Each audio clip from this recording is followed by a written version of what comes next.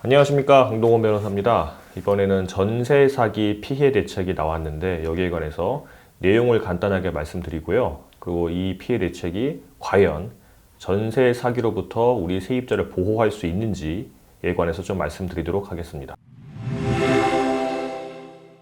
지난 1일, 그러니까 9월 1일 날 국토교통부에서 장관께서 직접 나와가지고 전세 사기 대책 방지를 하고 또 전세 사기로 인해서 피해자가 발생한 경우에 어떻게 보호할 것인지에 관해서 말씀을 하셨는데요.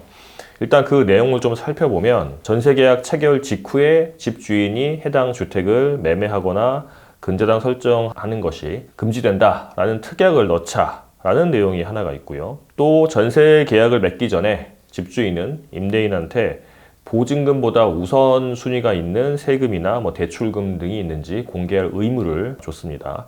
그리고 피해가 발생하는 경우에는 주택도시보증공사에서 1억 6천만 원까지 저리의 긴급 대출을 제공하고 최장 6개월까지 시세의 30% 수준으로 거주할 수 있는 임시 거처도 지원한다고 이제 발표가 됐는데요. 자, 이 중에 이제 효과가 있는 것도 있고 없는 것도 있습니다. 일단은 전세 계약 직후에 집 팔고 대출받는 꼼수나 사기를 막기 위해서 표준계약서에 임차인의 대항력이 효력이 발생할 때까지 임대인은 매매나 근저당 설정 등을 하지 않는다 특약을 명시하라고 했는데, 이거는 이유가 그거죠. 이제 대항력이라는 게 주택임대차 상으로는 전입신고를 하고 인도를 받으면 그 전입신고 다음날 0시부터 이제 대항력이 발생을 하는데, 집주인이 오후 1시에 계약을 했는데 그날 4시에 은행 가서 대출을 받았다. 그러면 은행 입장에서는 세입자, 전세입자 확인을 해도 아직 전입신고가 되거나 그런 게 아니기 때문에 확인이 안 되잖아요. 그러면 이걸로 이제 그냥 근저당 설정하고 대출을 해주는데, 그런데 이제 세입자는 근저당 설정 등기가 된 이후에 이제 대항력이 발생하기 때문에 은행의 근저당 설정 등기보다 후순위가 되는 거죠. 보증금을 나중에 못 받을 가능성이 높아지기 때문에 이걸 막기 위해서 일단 임차인의 대항력이 발생하기 전까지는 이제 임대인이 매매나 근저당 설정하지 않는다라는 특약을 넣는다고 했는데, 좋은 제도인데 제가 볼 때는 사실 이건 큰 의미는 없습니다. 지금도 당연히 그렇게 하고 있고요. 안 할 경우에 손해배상 대상도 되는 거고 하는 거고, 만약에 그러니까 이제 시간차를 이용해 가지고 대항력이 발생하는 시점과 거의 동시에 이제 대출을 받아서 근저당이 설정돼서 임차 보증금 이제 우선 변제권보다 우선하는 담보권이 발생하는 걸 막기 위해서는 그런 담보권 관련된 법을 제정하거나 아니면 개정하거나 해가지고 해야 될 일이지 특약으로 할 게 아닙니다. 특약은 말 그대로 약속뿐인데 약속을 안 지키면 손해배상 청구할 수 있는 거거든요. 지금도 이거는 이렇게 하면 손해배상 청구할 수 있어요. 그러니까 주의를 환기시키는 정도밖에 없을 것 같습니다. 이런 게 이제 그 표준계약서에 넣어놓으면 아무것도 모르는 임차인들도 이런 거를 사실 하지 마세요라고 한 번 더 얘기할 수 있을 정도인데, 전세 사기를 치는 이 사기꾼들이 이거 있다고 안 하고 없으니까 하고 이런 건 아니거든요, 사실은. 그래서 큰 의미는 없을 것 같습니다, 제가 볼 때는. 자, 그리고 또 임대인에게 전세 계약 전에 그 임차인에게 본인의 세금 체납 사실이나 선순위 보증금 규모 등을 정보를 제공할 의무가 부여된다고 했는데, 제가 볼 때 이것도 큰 의미가 없습니다. 원래는 임차인 입장에서 임대인이라고 하더라도 타인이기 때문에 그 사람이 세금이 어떻게 체납됐는지 얼마인지를 알 수 있는 권한이 없죠. 그런데 조회할 수 있는 권한을 준다고 하는데 해봤자 별로 의미가 없는 게, 세금 체납이 됐을 때 임차인이 일단 대항력 발생하게 되면 우선 변제권을 가져가게 되고 또 대항력이 발생하게 되면 그보다 우선하는 담보권 같은 경우는 등기부 떼보면 알 수가 있습니다. 집 들어갈 때 등기가 우선순위가 있으면 그거 나 들어가면 안 되는구나, 아니면 내가 여기까지만 내가 보호되는구나 알고 들어가는 거고요. 이게 아까 말한 시간차, 그거는 이제 나중에 손해배상으로 해결할 수밖에 없는 거고, 아니면 법을 바꿔야 되는 건데 지금은 특약에 넣었다는 거고, 등기도 없었는데 나보다 우선하는 경우가 있어요. 그러니까 세입자가 등기가 깨끗해가지고 나는 이제 임차권 이제 계약을 하고 그다음에 입주를 했는데 이제 대항력까지 발생하고 우선 변제권도 발생을 했는데, 이제 나중에 그 전세 보증금 돌려받지 못해서 이제 이 집이 경매에 들어간 다음에 나는 깨끗하니까 내가 우선으로 받겠지 하고 있었는데 알고 보니까 국세가 먼저 되는 경우가 있고 지방세가 먼저 되는 경우도 있거든요. 그런 거는 당해세로 갑니다. 당해세.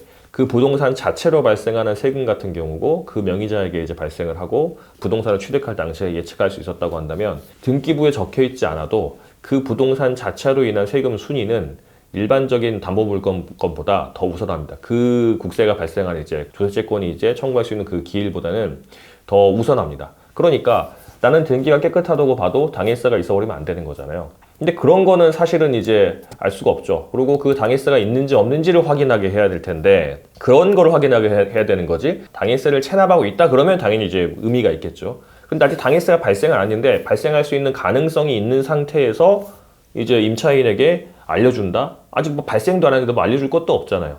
그러면 이제 이런 경우는 당해세가 있는지 없는지 발생할 가능성이 있는지는 법률 전문가 도움을 받아야 됩니다. 근데 현실적으로 힘들죠, 사실은. 방해세가 뭔지도 잘 모르고 변호사들도 잘 뭐 이런 거 잘 안 하고 심지어 공인중개사들도 사실 이런 걸 잘 설명 제대로 안 하는 경우가 너무 많아요. 그래서 이거는 좀 더 보완을 좀 해야 될 것 같습니다. 뭐 그렇게 되고요. 그 다음 대책이 또 하나 있는데 제가 볼 때는 이건 좀 의미가 있을 것 같습니다. 지금 임차인에 대해서 그 최우선 변제, 그러니까 어떠한 경우도 가장 우선적으로 받을 수 있는 보증금의 변제 금액은 동네별로 다르거든요. 현재 서울은 5천만 원이고 수도권 과밀 억제 권역은 4,300만 원, 광역시는 2,300만 원, 그 밖의 지역은 2천만 원 이렇게 설정이 되어 있는데 이거를 법무부 심의를 거쳐서 시행령으로 되어 있으니까 개정을 해가지고 늘린다고 합니다. 그러면은 내가 전세 사기를 당했다고 하더라도 경매 넘어갔을 때 나보다 우선권이 있는 담보권자들이나 기타 채권자보다 내가 최우선 변제 받을 수 있는 금액이 단돈 몇 천만 원으로 늘어나게 되니까 이제 보호의 효과가 있겠죠. 그럴 것 같고 뭐 허그 주택도시보증공사가 전세 보증보험 할 때 그 신축 빌라 같은 경우는 시세 가격을 선정하기 힘드니까 공시가격의 150%를 잡아주는데 이거를 140%로 낮춘다고 합니다. 그럼 이제 집값도 안정시키고 이제 전세값이 매매가보다 높은 경우를 좀 낮출 수 있다는 건데 10% 가지고 무슨 효과가 있을지 잘 모르겠지만 하여튼 안 하는 것보다 훨씬 낫겠죠. 이제 뭐 그렇게 되고 아까 말씀드렸던 것처럼 전세보증금 돌려받지 못한 사람한테는 주택도시기금에서 1억 6천만 원까지 이제 연 1%대 저리로 긴급자금 대출을 해준다고 합니다. 그리고 뭐 6개월까지는 시세 30% 이하로 거주할 수 있는 임시거처도 허그에서 이제 주택도시보증공사에서 제공을 한다고 합니다. 그리고 뭐 이제 관련해가지고 기타 뭐 이달 중 서울을 시작으로 뭐 전세 피해 지원센터를 설치해서 피해 부재에 뭐 지원을 한다. 그리고 2030 세대를 위해서 내년 1월까지 자가진단 안심전세 어플리케이션을 만들어서 핵심 체크리스트를 배포한다. 뭐 등등등이 있는데요. 그리고 악의적인 전세 사기 적발을 위해서 내년 1월까지 국토부와 경찰청이 특별 합동 단속을 한다. 뭐 이런 내용도 있습니다.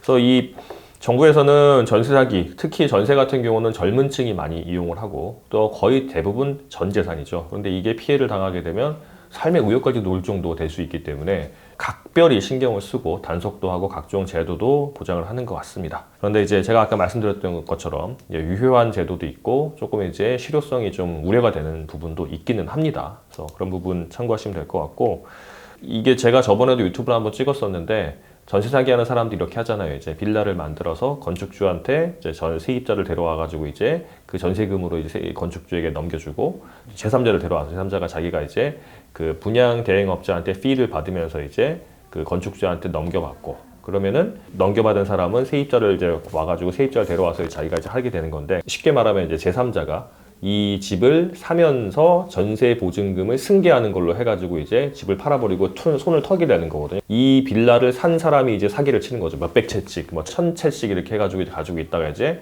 나중에 보증금을 못 돌려주고 이제 나 몰라 이렇게 하는 경우도 있는데 이거를 막는다고 하는 건데 그러면서 이제 중간에 그 집주인이 바뀔 경우에 임차인에게 지금 통보하는 제도가 없거든요. 그래서 통보하게 한다 하는데 통보한다고 해가지고 뭐 크게 달라질 건 없을 것 같아요. 통보하면 뭐 어쩔 거예요. 이제 뭐 바뀌었다고 해가지고 이제 이 사람이 원래 집주인은 뭐 돈이 많은 사람이었다가 새롭게 바뀐 집주인이 돈이 없으니까 내가 위험하니까 어떻게 하겠다가 있어야 되는데 그렇게 당장 뭘 할 수는 없는 거잖아요. 그래서 제가 볼 때 이것도 큰 의미는 없는 것 같습니다. 그래서 제일 좋은 거는요.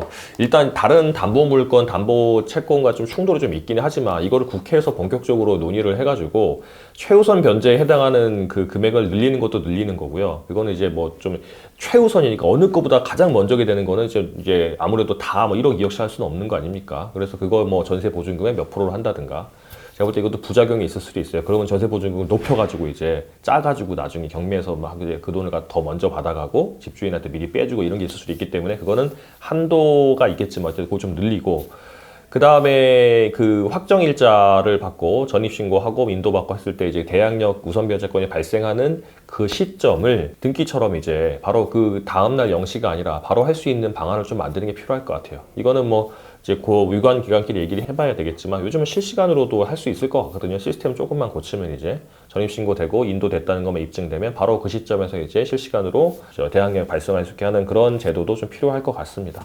이렇게 참고하시면 될 것 같습니다.